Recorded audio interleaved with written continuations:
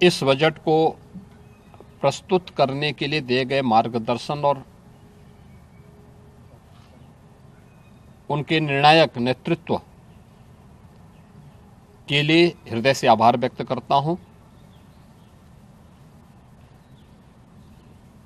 मैं इस बजट को प्रस्तुत करने के लिए केंद्रीय वित्त मंत्री माननीय श्रीमती निर्मला सीतारमण जी को हृदय से अभिनंदन करता हूं, प्रदेशवासियों की ओर से उनका धन्यवाद करता हूं।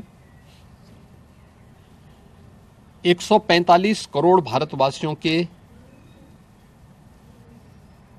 आशा और आकांक्षाओं का प्रतीक यह बजट है, जिसमें नए भारत और विकसित भारत की संकल्पना का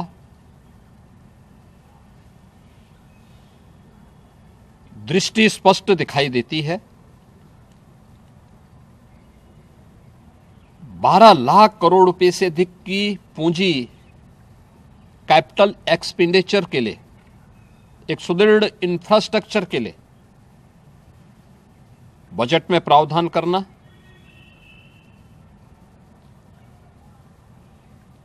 सात रेल कॉरिडोर के निर्माण के लिए प्रावधान करना, आयुष सेक्टर को विकसित करने के लिए और हेल्थ सेक्टर को मजबूती करने के साथ साथ आम नागरिक के लिए और खासतौर पर उसमें भी महिलाओं पर केंद्रित करते हुए उस पर जोर देना, हर जनपद में महिलाओं के लिए, कामकाजी महिलाओं के लिए छात्रावास के निर्माण का कार्य हो या स्टेम, साइंस, मैथ्स, स्टैटिस्टिक्स और इमर्जिंग टेक्नोलॉजी से जुड़े हुए छात्रावास के निर्माण के लिए सहयोग करने का, युवाओं के सपने को एक नई उड़ान देने के लिए उनके लिए बेहतरीन इंफ्रास्ट्रक्चर से युक्त सुविधाएं उपलब्ध कराने के लिए ऐसे हॉस्टल के निर्माण का कार्य हो, नौजवानों के लिए हर एक सेक्टर में अवसर उपलब्ध हो, यह सबके साथ साथ जो व्यापक रिफॉर्म के साथ अलग अलग सेक्टर में रिफॉर्म को लेकर के जो बजट प्रस्तुत किया गया है, यह आम नागरिकों के जीवन को सहज और सरल बनाने में मदद करेगा। भारत की अर्थव्यवस्था को तेजी के साथ आगे बढ़ाने में यह बजट मददगार साबित होगा। युवाओं के लिए, महिलाओं के लिए, अन्नदाता किसानों के लिए, उद्यमियों के लिए, आम नागरिक के लिए भी ये नए अवसर को प्रदान करने वाला बजट है। मैं बजट के प्रावधानों का स्वागत करता हूं। आम नागरिक के लिए, जिसने बजट के लिए जो बड़ी आशा भरी निगाहों से जो व्यक्ति देख रहा था, खासतौर पर मध्यम वर्गीय परिवार, गत वर्ष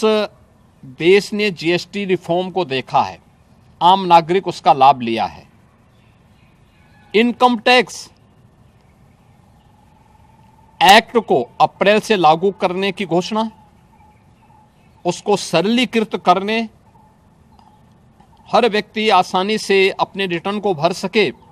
इस दिशा में उठाया गया कदम भी स्वागत योग्य है, जिससे अधिक से अधिक व्यक्ति इनकम टैक्स की तरफ आकर्षित होगा और इनकम टैक्स का अपना रिटर्न भरने के लिए आकर्षित होकर के प्रवर्तमान नेशनल बिल्डिंग के कार्यक्रम में वह भी अपना योगदान दे सके। इस दृष्टि से यह अत्यंत महत्वपूर्ण कदम है। मैं कह सकता हूं कि यह बजट समाज के प्रत्येक तबके को, युवा हो, महिलाएं हो, अन्नदाता किसान हो, उद्यमी हो, इन सब को ध्यान में रख करके बनाया गया नए भारत का, विकसित भारत की तरफ अग्रसर हो रहे भारत का